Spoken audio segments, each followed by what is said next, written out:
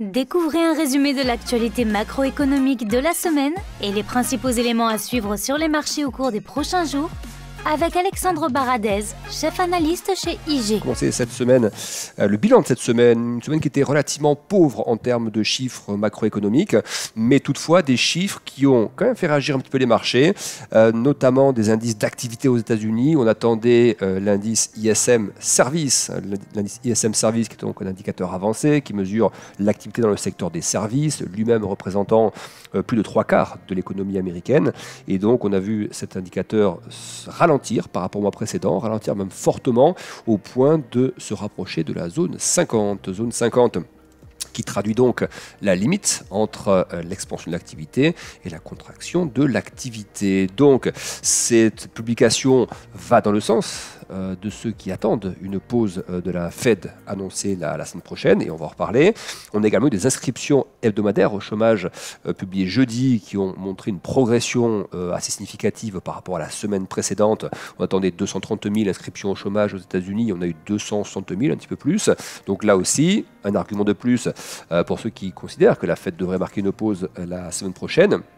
Mais il faut tout de même rappeler que ces données un peu moins bonnes qu'attendues font face à toute une série de données récentes aussi, comme le rapport sur l'emploi par exemple, qui lui était toujours particulièrement solide. On rappelle, près de 2 fois plus de création d'emplois non agricoles aux États-Unis au mois de mai que ce qui était attendu, avec un salaire horaire moyen qui progresse toujours à largement plus de 4%, 4,3% pour être précis, et avec un taux de chômage qui certes a rebondi par rapport au mois précédent, qui est passé de 3,4 à 3,7, mais il faut quand même rappeler que depuis plus d'1 an désormais, depuis plus de 12 mois, le taux de chômage américain évolue dans une espèce de range, dans une zone latérale, entre 3,4 et 3,7%. Ce n'est donc pas un bond du taux de chômage, c'est un rebond, comme il y en a eu déjà observé à de nombreuses reprises sur les 12 mois écoulés, et donc difficile d'en conclure par cette variation du taux de chômage, que le marché de l'emploi est clairement en train de se détendre. Sachant en plus qu'il y a quelques jours de cela, vous vous souvenez qu'on a eu également un chiffre concernant les emplois vacants qui avait rebondi par rapport au mois précédent à plus de 10 millions. Donc le marché de l'emploi reste solide, reste ferme. Simplement, certaines statistiques plus récentes, les inscriptions au chômage, ont montré une petite hausse, laissant penser qu'une forme de détente commençait à arriver. Et effectivement, les indicateurs avancés de type ISM s'ajoutent à d'autres indicateurs qu'on a observés ces derniers mois et dont le degré de ralentissement est effectivement compatible avec un risque de récession aux États-Unis à partir du deuxième semestre. Donc ça, c'est très clair que ce sont des arguments, ces derniers qu'on vient de citer, qui sont favorables à une pause, mais attention quand même que toutes les données américaines ne sont pas faibles. On va d'expliquer que celles de l'emploi, la majorité ne le sont pas. Celles de l'inflation, les derniers chiffres d'inflation CPI et PCE étaient plutôt costauds. Et on aura donc la semaine prochaine, mardi, la prochaine publication des chiffres d'inflation à la veille de la décision de la Fed. Et c'est probablement dès mardi que les marchés risquent de réagir fortement selon la teneur de ces publications d'inflation, sur l'inflation globale et sur l'inflation cœur. Donc, il y a à ce stade, effectivement, des anticipations d'une pause sur les taux, mais on a eu cette semaine une surprise. Dans une semaine qui était assez pauvre, je vous le disais, en macroéconomie, on a eu une décision de la Banque du Canada qui a surpris tout le monde. La Banque du Canada était attendue inchangée en termes de variation sur les taux. Le consensus tablait sur des taux donc inchangés de 4,5% et elle a relevé à la surprise générale, son taux principal de 25 points de base pour le porter à 4,75%. Et surtout, cette hausse intervient après une période de plusieurs mois de pause. La Banque du Canada reconnaissant que la demande excessive finalement était plus persistante que ce qui était prévu, que l'économie avait été plus résiliente au premier trimestre, et donc on a vu un ajustement de politique monétaire après une pause qui aurait pu être la pause définitive et donc le taux terminal. Et donc ça, c'est un élément qui vient, lui en revanche, questionner la stratégie de la Fed, parce que la Fed a un cas d'école devant elle, faire une pause au risque de devoir relever le taux ensuite, ou aller le plus vite possible au taux terminal, quitte à aller un peu haut ou un peu trop haut à court terme, avant de réajuster le taux, à un moment donné, si on estime que le taux est trop élevé. Donc il y a deux écoles qui vont s'affronter, ceux qui considèrent que la pause est nécessaire parce que les indicateurs avancés, c'est-à-dire ces indicateurs d'enquête, les ISM, PMI et autres, qui montrent effectivement un schéma de ralentissement à venir de l'économie américaine, ou est-ce qu'on se base sur les données qui comptent pour la Fed, les hard data, les données de chômage et d'inflation? On rappelle que ce sont les deux mandats de la Fed, l'emploi et la stabilité des prix, où là, pour l'instant, il n'y a pas de signe absolument flagrant d'un ralentissement massif de l'inflation et d'un marché de l'emploi qui se détendrait fortement au point de laisser penser que l'inflation puisse chuter plus fortement. Vous voyez. Donc, de ce côté-là, on voit que les marchés ne sont pas au diapason. Le marché action, lui, est très confiant. La volatilité des marchés américains, là au moment où on se parle, donc il est vendredi, j'enregistre le podcast aux alentours de 16h45, on a une volatilité qui avoisine les 13,5. Très faible, 13,5. 13,5, ça traduit une absence presque complète de couverture des marchés actions et donc des investisseurs avant la réunion de la Fed. Mais si on regarde du côté du marché obligataire, lui, il envoie des signaux différents. Vous avez les taux courts américains, 1 mois, 6 mois, 4 mois, 1 an, dans des taux qui, non seulement sont, tous ceux qu'on vient de citer, sont au-delà de 5%, mais certains naviguent actuellement dans la zone 5,30, 5,40. C'est-à-dire une zone où nous serions, où nous arriverions, pour le taux de la Fed, si elle devait relever de 25 points de base supplémentaires. Donc le marché obligataire, lui, notamment la partie courte de cette courbe de taux, considère que l'hypothèse 25 points de base supplémentaires est possible en juin ou en juillet. Les futurs Fed Funds, donc les futurs Fed Funds, c'est les futurs, en fait, les contrats d'anticipation des taux de la Fed. Leur positionnement actuel, c'est de considérer qu'à 75% de probabilité qu'il y aura une pause en juin et à plus de 50% qu'il y aura en revanche une hausse de taux d'ici juillet. Et donc vous voyez qu'on est face à un dilemme là, parce que tous les marchés ne sont pas au diapason, certains comme le marché obligataire intègrent toujours l'idée d'une hausse supplémentaire d'ici le mois de juillet.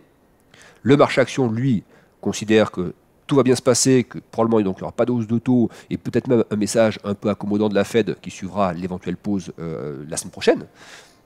On a un marché d'échange où le dollar s'est un petit peu détendu, mais sans que ce soit une détente aussi forte que le marché action. Donc on a des marchés qui ne sont pas alignés en fait par rapport à ce sentiment, et ça traduit bien justement l'incertitude qui règne.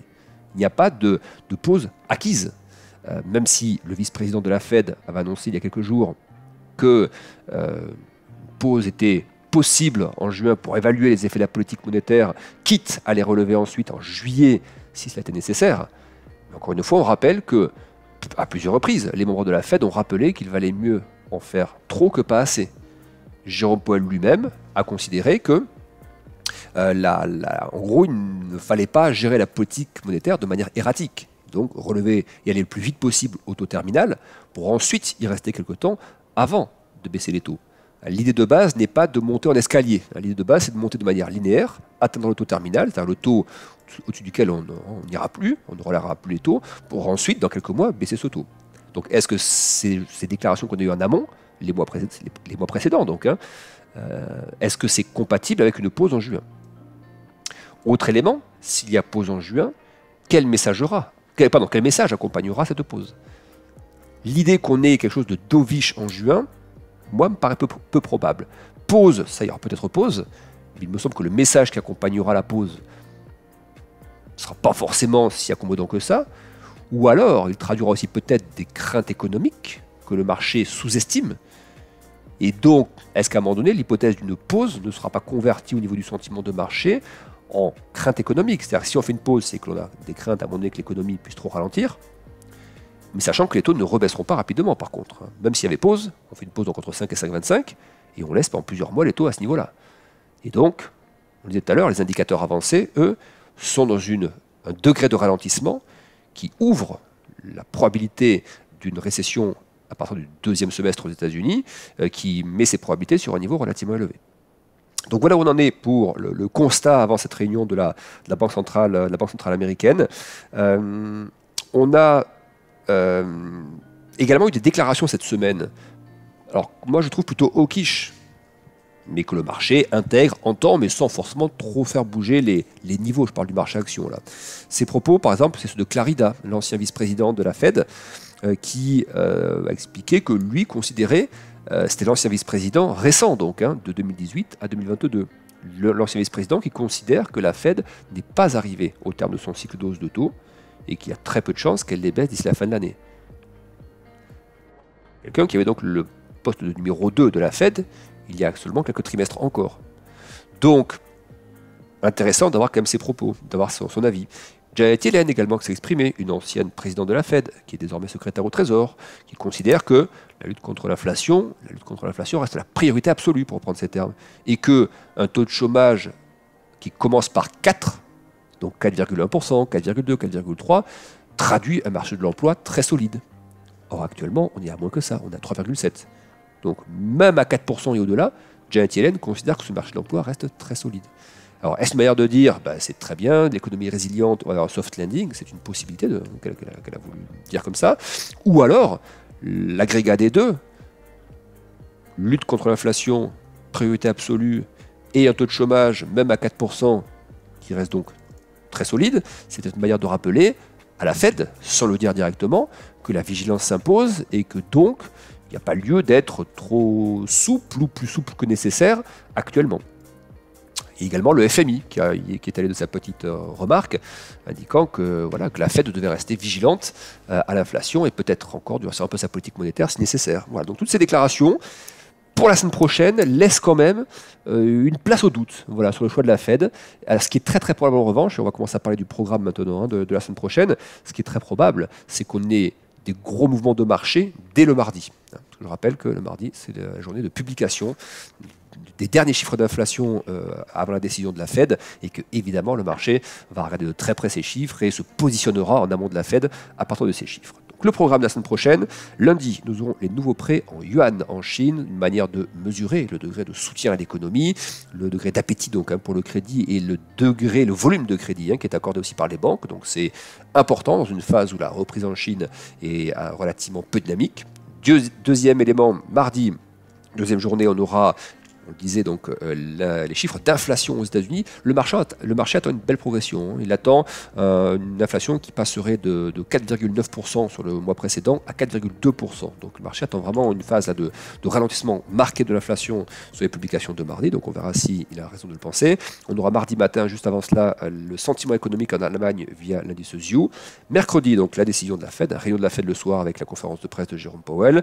On aura jeudi des chiffres sur la Chine, la production industrielle, les ventes au détail, l'investissement également. Donc des chiffres là aussi pour mesurer la dynamique de la macro chinoise. On aura évidemment, après celle de la Fed, la réunion de la BCE. Donc décision de la BCE, là une hausse de taux est attendue jeudi prochain de la part de la BCE. On aura également jeudi après-midi les ventes au détail aux États-Unis, un bon moyen de mesurer donc la consommation et cette dynamique de consommation. Si elle est plus faible, effectivement, c'est favorable à une détente des prix. Si en revanche la consommation reste forte, toujours cette même hypothèse que la demande est peut-être encore un peu excessive et nécessitera d'être ajustée pour limiter les pressions inflationnistes. Et on terminera la semaine vendredi avec la conférence des consommateurs aux États-Unis via l'indice du Michigan, de l'Université du Michigan, et puis on aura également la décision dans la nuit de jeudi à vendredi de la Banque du Japon. Encore merci de nous avoir écoutés. Bon trade et bon week-end avec IG.